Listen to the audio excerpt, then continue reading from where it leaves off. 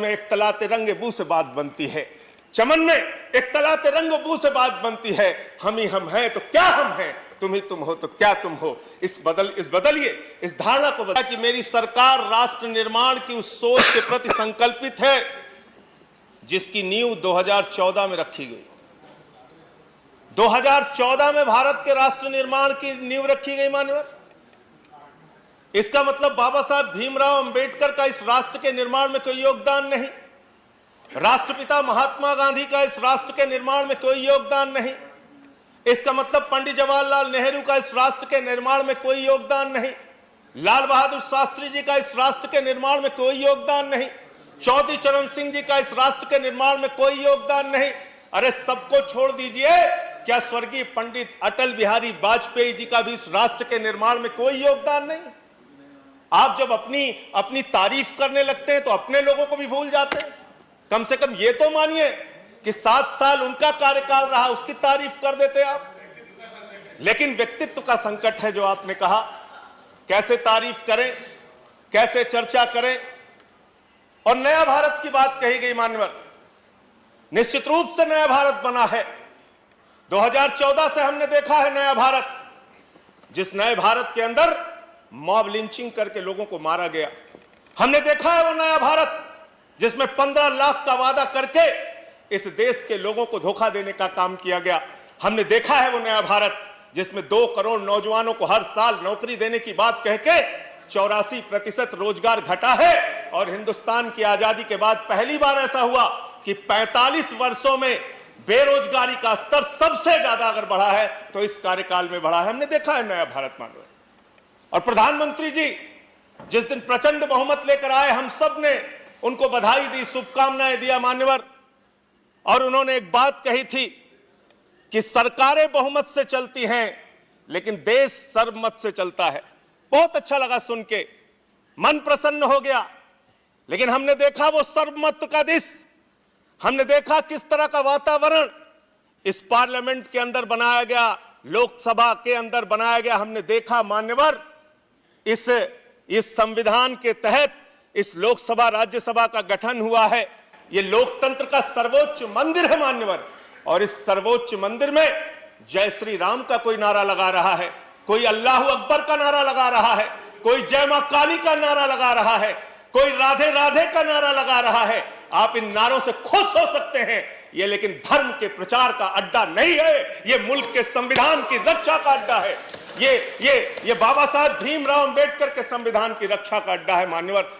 जिस सपने को लेकर हमारे वीर सपूतों ने अपने प्राणों की आहुति दी, उस सपने की रक्षा को करने का ये मंदिर है मान्यवर। यहाँ पर नारे लगा के हम एक दूसरे के ऊपर खुश हो सकते हैं।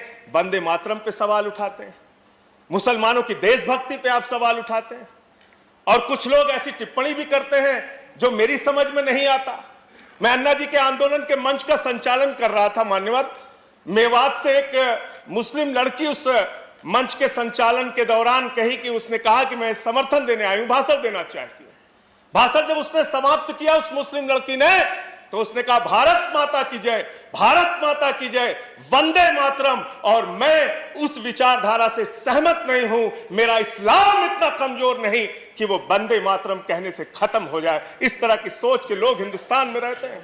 मैं जिस सुल्तानपुर के छोटे से शहर में काम करता था, वहां मेरे साथ शमशाद भाई काम करते थे। बहुत आपसे ज्यादा तेज भारत माता की जय वो लगा सकते हैं, वंदे मातरम लगा सकते हैं। आप आज इस नए भारत में कर क्या रहे हैं? झारखंड में क्या हुआ मान्यवर? चोरी के आरोप में एक आदमी को पीट के मार दिया गया इसलिए कि वो मुसलमान था, एक वर्ग विशेष से था। क्या इसकी चिंता इस सदन को नहीं होनी चाहिए? क्या धर्म के नाम पे इस देश के अंदर बंटवारे चलते रहेंगे? ये विविधता में एकता वाला देश है। यहाँ पे सभी धर्म, सभी जाति, सभी वर्ग के लोगों को सम्मान से रहने का हक है। लेकिन आपको तो दाढ़ी से आपत्ति हो जाती है, टोपी से आपत्ति हो जाती है। अच्छा हुआ आप 1857 में नहीं थे, वरना दाढ़ी रखाकर जिन उलेमाओं ने अंग्रेजों के खिलाफ लड़ते हुए अपने सर कटवाए, उनके बलिदान को आप शर्मिंदा करते, उनके बलिदान को आप शर्मिंदा करते। आप जानना चाहते हैं मुसलमानों का इतिहास, तो पढ़िए शहीद अशफाकुल्लाह को। जब फैजाबाद की जेल में उनको फांसी के फंदे पर ले जाया जा रहा था, उनसे पूछा गया आपकी कोई अंतिम इच्छा? तो उन्होंने कहा कुछ आरजू नहीं है, बस आरजू है इतनी, रख दे जरा सी कोई खाके वतन कफन पे। यह है मुसलमानों का इतिहास पढ़ लेना, बहादुर शाह जफर के इतिहास को पढ़ लेना। उनके बेटों का सर कटवा के रंगून की जेल में उनके सामने रखा गया। मान्यवर पुलिस के, अंग्रेज के पुलिस अफसर जब बहादुर शाह जफर को गिरफ्तार करने के लिए आए थे तो उनका मजाक उड़ाते हुए उन्होंने कहा उनका मजाक उड़ाते हुए कहा कि दम दमे में दम नहीं, अब खैर मांगो जान की, ऐ जफर ठंडी हुई शमशीर हिंदुस्तान की। तो उस बहादुर शाह जफर ने अंग्रेज अफसर को जवाब दिया था कि गाजियों में बू रहेगी, जब तलक ईमान की तख्त लंदन तक चलेगी तेग हिंदुस्तान की। हिंदुस्तान के मुसलमानों के इतिहास को पढ़िए तो उनके प्रति आपके मन में सम्मान पैदा होगा। और ये दाढ़ी और टोपी से और वंदे मातरम लगाने से और अल्लाह अकबर कहने से किसी का धर्म अगर कमजोर हो जाता है तो माफ कीजिएगा, आपका धर्म, आपके धर्म की व्याख्या बहुत कमजोर है। हिंदू धर्म जिसको हम मानते हैं वो हिंदू धर्म तो कहता है वसुधैव कुटुंबकम, पूरा विश्व हमारा परिवार है। और हम आप भारत माता की जय लगाते हैं, आप भी जोर से लगाते हैं भारत माता की जय, हम भी जोर से लगाते हैं भारत माता की जय। लेकिन मुझे बताइए दुनिया में कौन सी ऐसी मां है जो अपने बच्चों में भेद करती है? दलित बच्चे को अलग निगाह से देखेगी, मुसलमान बच्चे को अलग निगाह से देखेगी, पिछड़े बच्चे को अलग निगाह से देखेगी, सिख बच्चे को अलग निगाह से देखेगी। अरे मां तो वो मां होती है जो अपने कमजोर बच्चों का ज्यादा ख्याल रखती है। भारत माता की जय लगाना है तो दिल से लगाइए। पूरे हिंदुस्तान में रहने वाले 130 करोड़ हिंदुस्तानियों का साथ दीजिए, तब इस देश का विकास होगा। चमन में एक तलाते रंग बू से बात बनती है, चमन में एक तलाते रंग बू से बात बनती है। हम ही हम हैं तो क्या हम हैं, तुम ही तुम हो तो क्या तुम हो। इस बदलिए, इस धारणा को